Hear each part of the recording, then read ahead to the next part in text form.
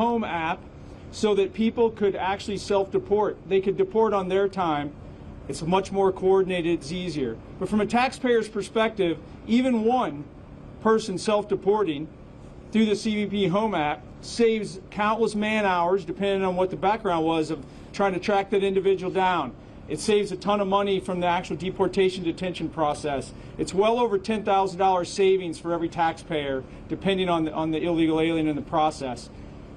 That is being used. The tool is being used quite a bit. And I'll just close with, we're ramping it up right now. And it seems cheesy, but we're calling it Home for the Holidays. And CBP will help you get home safely, commercial airline, however you need it, and we'll give you $1,000 once you're out of the country and back in your home country.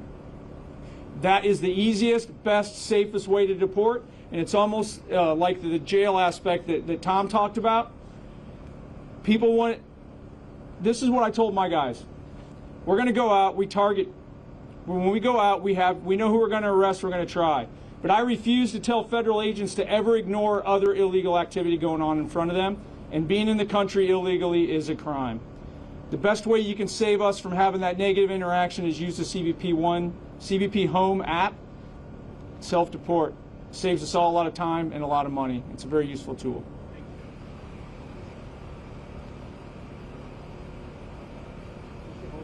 President Trump said that you and Secretary Homan don't get along and you're both doing a great job. Would you speak to those tensions and whether that leadership struggle will come to impact agency goals in 2020? Look, the bottom line is the numbers I just explained to you show this administration is knocking it out of the ballpark. Rodney is one of my closest friends. We disagree on things. The bottom line is we work together to create the most secure border in the history of this nation. We have record deportations. Secretary's out there doing a great job. I mean, look at the numbers. The numbers are there where they're now. But when you get people with decades of experience, there may be disagreements, but that's been overplayed so much it's ridiculous. We all come to work every day. We're working for the greatest president in the history of this nation. I don't care if you like that or not. Now, a lot of people get pissed off when I say that. I worked for 6 presidents. 6. I'm a border guy. No one's done border security, national security, and immigration enforcement better than President Trump. His success is unprecedented. And we're all working for that man. And it's his leadership and his guidance that's caused the success. He brought Secretary Homan, he brought me in, brought Rodney Scott in, brought a lot of good people in, and the success proves it. So despite all the stories out there about we're all infighting, we're a team, and the numbers prove the success of this team. I just wanted to follow up regarding that announcement about the military zones here in the part of Texas. Can you explain what exactly is that going to look like for San Diego? Is it going to be like this, or exactly what is going to be happening? So our interaction with Department of War, whether it be what we call an NDA, National Defense Area, or other locations, again, we're going to hear a theme: one team, one fight. The numbers will change depending on what we believe the threat and the requirement is to make sure that we have that section of border sealed. And when I say sealed, I mean we want to know everything that crosses, and we want to be able to interdict it, make a conscious decision consistent with law, who gets to come and stay in this country. The numbers will fluctuate. The Department of War is exactly like CBP. It's a national entity. So we're looking at the national security aspects. We're looking at the entire southwest border, not just San Diego sector, or San Diego County even. So the numbers will fluctuate, but we will ask for whatever support we need from the Department of War to make sure that the people in San Diego and the people of this entire country are safe.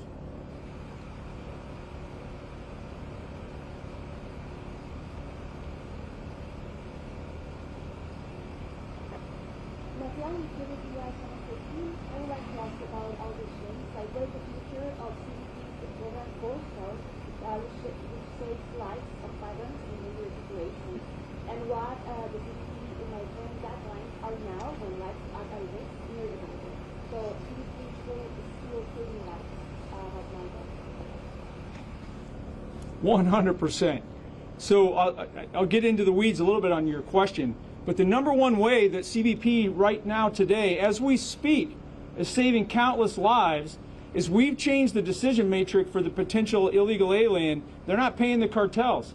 We went from 18,000 encounters in the last administration in a single day, with hundreds, probably thousands of miles of border completely unmanned because every agent was taken off of the line and they were dealing with processing fraudulent immigration claims, to the point where we have it today.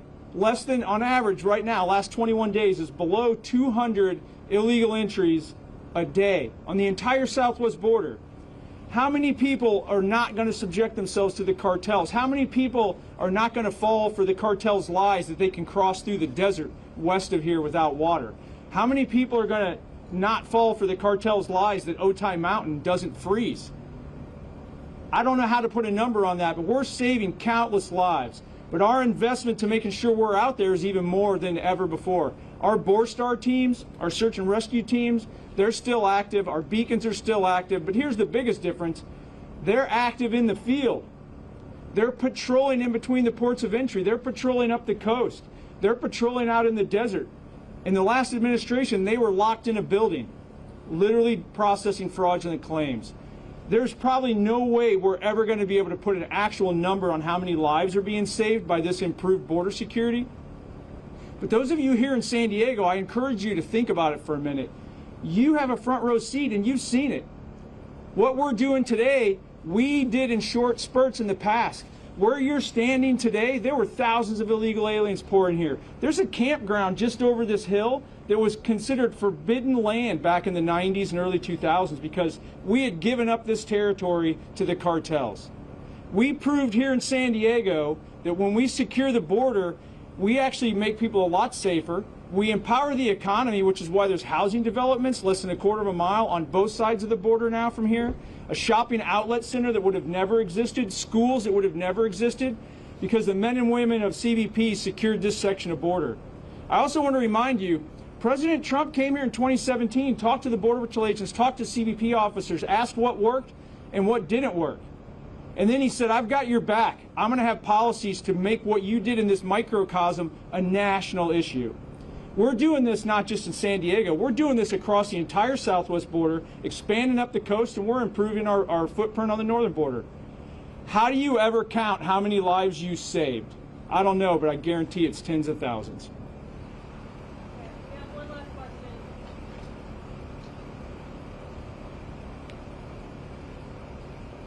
Lillian from Other Times in San Diego. So you talked briefly about new technologies and the idea of a smart border.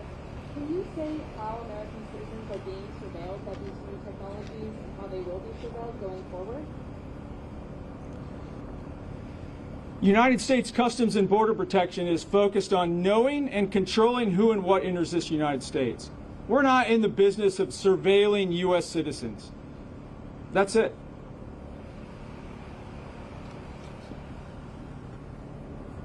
One final statement I'll make before we end this thing.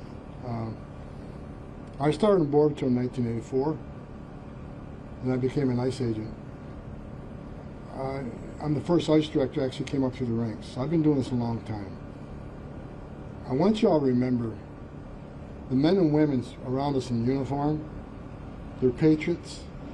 They put their lives on this country, lives in jeopardy every day when they wear that gun, put that cover-out vest on. Throughout my career, I've buried Border Patrol agents, I've buried ICE agents. I'm begging the politicians, the governors, the mayors who constantly attack these men and women, please stop. I don't want to bury anybody else. It's not a joke. We're all there enforcing the laws. Not only I care about the safety of the men and women in uniform, I care about the safety of those we're looking for and apprehending. I go to bed every night and pray that no one dies during these operations. No one dies on the border. I've seen too much death. And for those who don't like me, wear my shoes for 40 years, see the tragedies I've seen that's burned in me forever. And you understand why it's so important we secure the border and save lives. I want you to remember, 3 o'clock this morning, I bet every one of you will be sleeping comfortable in your bed. These men and women will be standing on a dirt trail someplace because a sensor went off. Is it just someone coming for better life? Or is it a heavily armed drug smuggler? They don't know, but they're going to take it on. Every night. across this nation.